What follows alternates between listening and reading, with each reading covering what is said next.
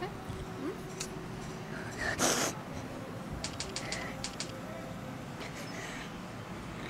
सबसे ज़्यादा क्या? अच्छा मुझे बताओ, मत रो मत रो। अब पापा की क्या चीज़ याद आती है तुम्हारे लिए? क्या लेके आते थे? घुमाने ले जाते थे, उनको ले जाते थे घुमा।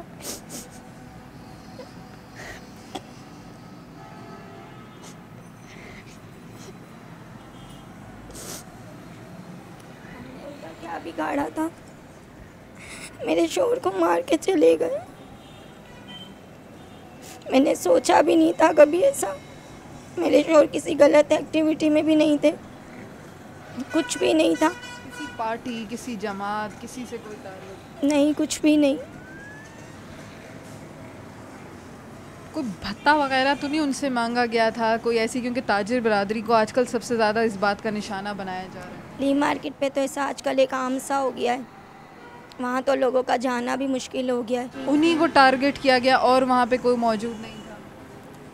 मौजूद थे वहाँ पे, लोग भाग गए, मगर और पे इनको टारगेट? तौर पे मेरे शोहर को टारगेट किया गया। कभी उन्होंने कभी आपको घर पे बताया कि मुझसे, मेरे पास पर्ची आई है या मुझसे कुछ मांग रहे हैं?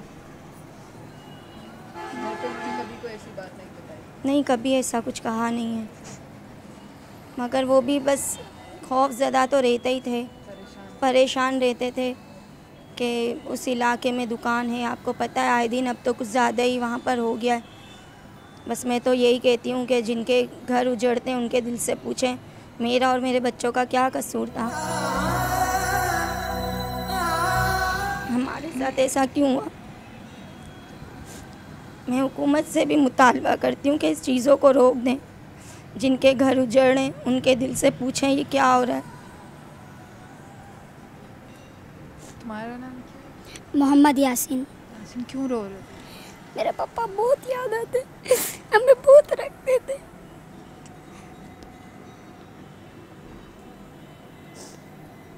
इत्तेफाक से मेरा बेटा उनके साथ ही होता था, उसी दिन नहीं था। 3 बजे ये घर पे आया था।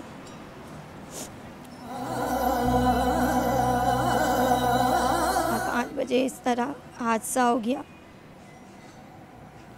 मैंने तो सोचा था मामूली सा ऐसा हादसा होगा, सिविल पहुंचूंगी इंशाल्लाह ऐसा कुछ भी नहीं होगा, मगर वहाँ पहुंची तो पता चला।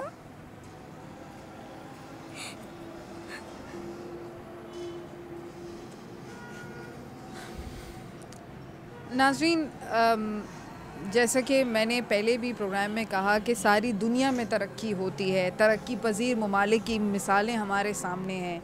अगर हम बांग्लादेशी की बात करते हैं तो जब बांग्लादेश हमसे अलग हुआ था और जिन हालात में हुआ था वो भी कोई ढके छुपे हालात नहीं है, किस जुल्म के बाद उसको हमसे अलग किया गया, लेकिन उन्होंने भी तरक्की कर ली। आज उनकी सिचुएशन भी वो सिचुएशन नहीं है जो हमारी आ गई है।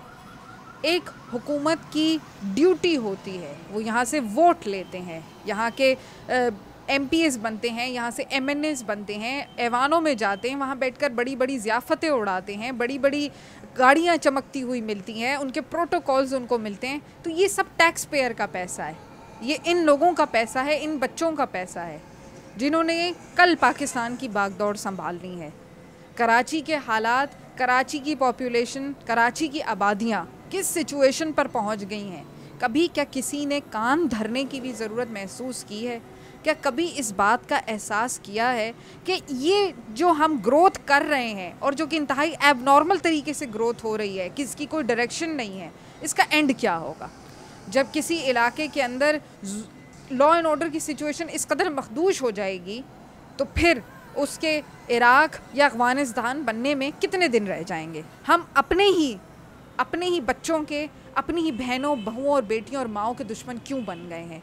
हम खुद ही अपनी गोदें उजाड़ने में आगे आगे क्यों घूम रहे हैं?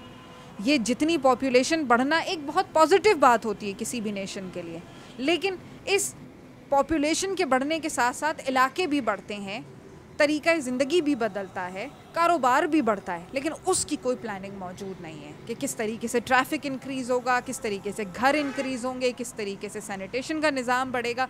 सिर्फ वजारतें बढ़ती रहती हैं, सिर्फ ख़र्चे बढ़ते रहते हैं उनके, उसके अलावा कोई डेवलपमेंट सामने नहीं आती।